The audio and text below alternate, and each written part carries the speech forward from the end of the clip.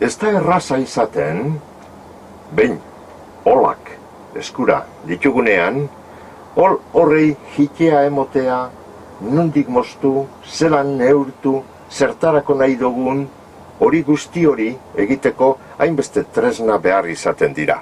Lehenengo eta behin esango geunke, neurtu egin beharko geunkela, ez da?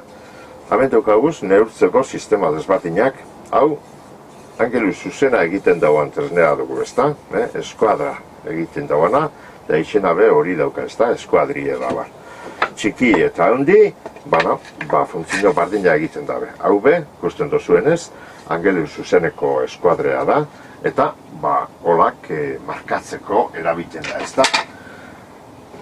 Hau beste olak markatzekoa da, baina angelu zuzena erakutzi beharrean, berrogeita bost graduko angelua eginda dakar, eta orduan ez daukagu zertan ibili erabatera edo bestera.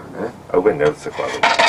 Baina, olari entzin egin behar izaten jako, eta hemen daukagu, olari edo egurrari eusteko txakurra be. Ikusten duzuenez, egurrezkoa da, baina eusgarritzat eta gogortzeko burdin xafla bape sartuta dauka, ez da parilla bape sartuta dauka, gogorrago geratu ditetze, honek zaindu egin behar dau angelua.